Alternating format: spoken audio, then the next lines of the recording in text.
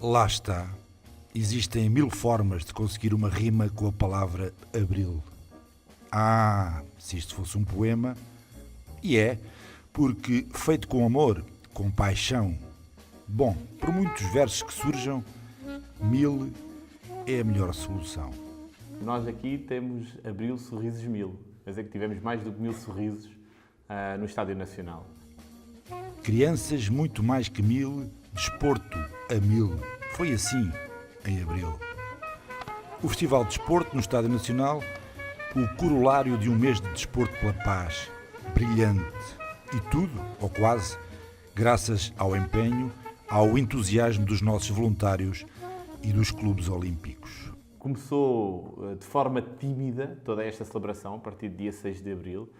Queríamos fazer algo significativo, mas o facto dos nossos voluntários e dos clubes olímpicos terem abraçado esta causa de uma forma tão fervorosa e tão apaixonada, permitiu com que nós acabássemos de uma forma brilhante, como é óbvio.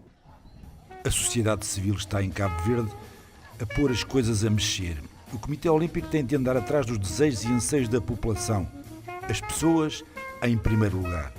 O desporto é um projeto movido a energia humana. E as comunidades receberam um suplemento de energia com a criação e proliferação dos clubes olímpicos. Tive a oportunidade de ter contacto com esta realidade também quando estive na Suíça, através do Comitê Olímpico da Mongólia, por exemplo.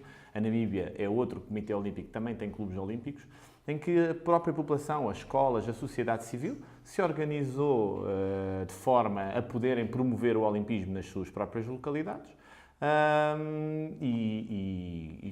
Como tem sido o plenário do Comitê Olímpico, o movimento olímpico é demasiado importante para estar só nas mãos do Comitê Olímpico. A mensagem sempre a mesma: desenvolvimento social e humano através do desporto.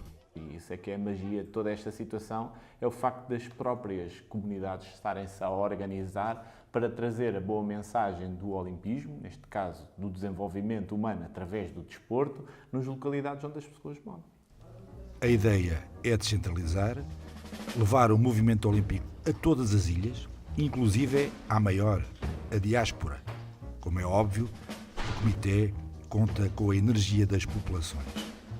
Leonardo Cunha olha para isto como uma máquina em movimento, contínuo, um compromisso claro a partir do novo mandato da Comissão Executiva, colocar em prática as recomendações e aprendizagens do anterior, obedecendo a um plano iniciado em 2015. Uma das metas é a implementação do projeto Centro Olimpáfrica em Santa Cruz. A parte que nós pensávamos que iria ser a parte mais difícil tornou-se a mais fácil, que foi mobilizar a população à volta de um projeto, que é o projeto do Centro Olimpáfrica.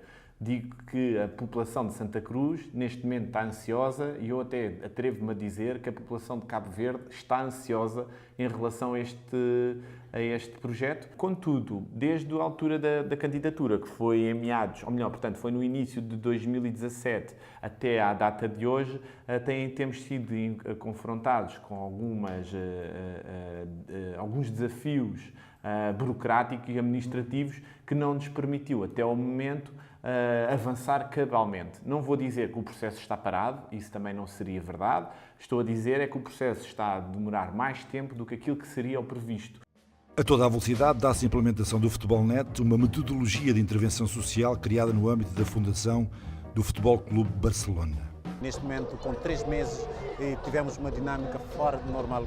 É só mesmo uma paixão mesmo para o desporto e para o Futebolnet que consegue fazer essa dinâmica. E todos os envolventes diretos deram corpo ao projeto e hoje, graças a Deus, estamos com o projeto a funcionar às mil maravilhas. Tem como base o futebol, sem dúvida, mas a sua matriz é o fair play, o jogo limpo. É colocar as crianças até aos 14 anos a decidirem sobre o seu jogo. Logo, sem metáforas, sobre o seu futuro.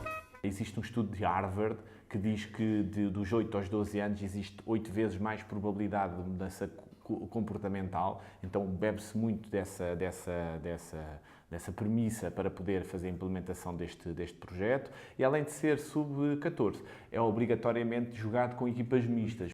O que coloca a tónica na igualdade do género, uma das preocupações do Comitê Olímpico, e traz à tona uma verdade inequívoca. a de que existe um extraordinário interesse pelo futebol por parte das jovens cabo-verdianas. Quando eu vim morar no Ponta d'Água, eu conheci o Maracanã. Ok, escola de futebol. Sim. Comecei a jogar. Desde aquele dia eu não sei.